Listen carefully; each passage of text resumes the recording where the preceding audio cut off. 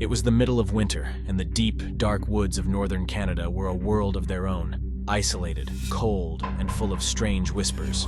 For years, stories had circulated among the locals about something lurking in those woods, a creature so terrifying it made the air itself feel heavier, colder. They called it the Wendigo.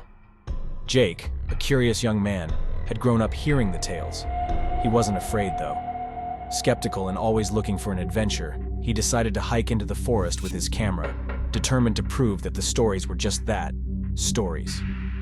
As the sun began to dip behind the trees, Jake set up camp near an old abandoned cabin. The chill of the evening crept in, and the wind whispered through the branches, sounding almost like a low moan. But Jake dismissed it. He'd be fine. He was only there for one night after all. He started recording himself, talking to the camera, recounting the old myths about the Wendigo, how it was said to be a spirit of hunger, a creature who had once been human, but had given in to the endless craving for flesh.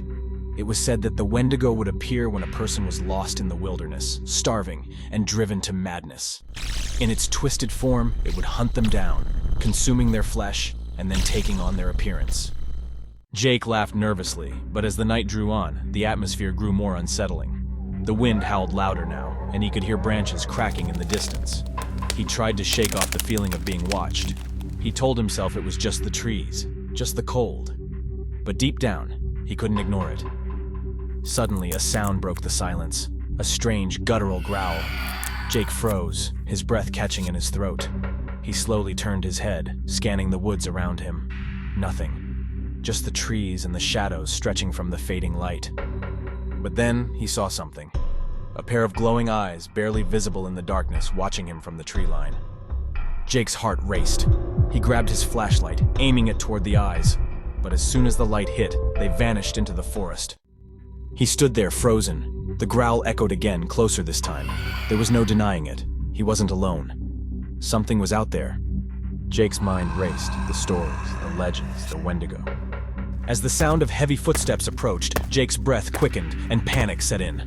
The flashlight flickered, and for a split second, he thought he saw a figure. A tall, gaunt, and emaciated shape, its body twisting in unnatural ways, skin stretched tight over bones and its mouth open wide in a silent scream. The Wendigo was real. With no time to think, Jake grabbed his pack and ran toward the cabin, stumbling over branches and fallen leaves. But as he reached the door, his flashlight died. The darkness closed in around him. He fumbled for the handle, finally forcing the door open and slamming it behind him. Inside, the silence was deafening. He panted, listening for any sign of movement outside. For a long moment, there was nothing but his own rapid breathing and the thudding of his heart. Then a noise, a soft scratching, began to echo from the door. Jake held his breath. The Wendigo was there, right outside, dragging its claws along the wood, its hunger palpable in the air. Suddenly, the scratching stopped. The silence returned, but it felt wrong. Jake peered out of the cabin's cracked window. His heart dropped. There, standing just beyond the trees, was the Wendigo, its glowing eyes fixed on him.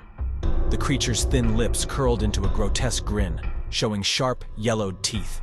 And then, as if sensing his fear, it opened its mouth, its wide, jagged jaw unhinging in an impossible way, revealing rows of teeth, each one sharper than the last. The Wendigo screeched, its voice a horrifying mix of human and beast, filled with hunger. It lunged toward him, but in an instant, Jake slammed the window shut, backing away, his mind racing. He wasn't alone.